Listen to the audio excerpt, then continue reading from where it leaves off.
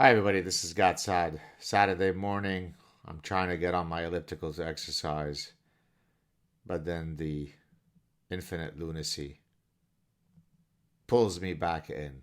So here I am speaking to you. Yesterday, late at night, suffering from insomnia, I tweeted about Forbes magazine. They had first come out with an article. It was from Carolyn Centeno Milton, where she was uh, writing about an article that came out in the Journal of Consumer Research a few years ago now. Uh, and her conclusion from the article in question was that could it be that toxic masculinity is to blame for climate change?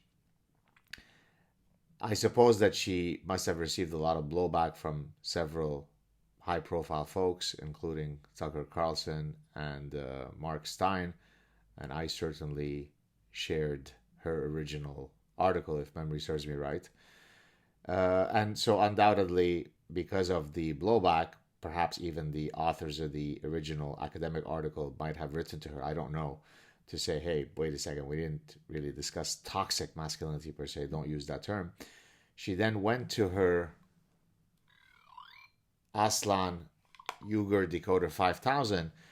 Now, the latest model of this decoder allows you to generate, just like there is a postmodern random generator essay site where you can go and just click generate and it generates endless bullshit postmodernist papers. The Aslan-Uygur Decoder 5000 has a new feature that allows you to change any title of a paper you're writing or an article that you're writing to be in line with social justice warrior ideology. So when toxic masculinity was no longer something that you can use as a title to blame climate change on, so toxic masculinity causes climate change, then she went to her Aslan-Uygur Decoder 5000, replace toxic masculinity, unconscious bias. So the latest version of her article, if you go check it out now, has the following title: what if unconscious bias is the reason for climate change? So she simply replaced toxic masculinity by unconscious bias. But as an astute uh, person on Twitter replied in one of my threads, that if you go to the URL, the actual address of the article, the original, it still has toxic masculinity. And I know that people have archived the original record, original article. So good job for that. But what I thought I would do today, and I tweeted this just a few minutes ago, is use the latest module of the Aslan-Uygur Decoder 5000 to generate other possible titles in case the unconscious bias bullshit explanation, since it is a bullshit concept,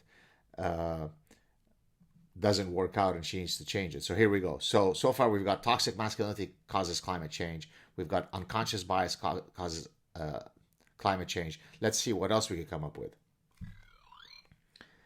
Replace unconscious bias. Yeah, that's an obvious one. Donald Trump is to blame for climate change. Let's suppose that Donald Trump threatens Forbes with a libel and defamation lawsuit. What could we change it to? Replace Donald Trump causes climate change. Yeah, that makes sense. Israel's occupation of Palestine. That's Palestine when you say it in Arabic with fervor. Replace Israel's occupation of Palestine. Oh yeah, the queen of social justice warriors, direct line to me, this is Justin Trudeau. Lack of diversity, inclusion, and equity in climate science. That's what causes climate change. And this is why, by the way, I think last year or the year before, there was a paper that came out, not a satirical paper, not a paper by Pete Boghossian, my good friend, and some of his colleagues when they came out with the Grievance Studies Grand SoCal 2.0 project. It was a paper looking at feminist glaciology. That's right, feminist glaciology. So the circle is pretty much full now. Slowly we inch, slowly we inch. Will there ever be a weekend where I can just spend time with my family without being constantly suckered back in by the tsunami of lunacy that keeps crashing on the shores of reason? Cheers.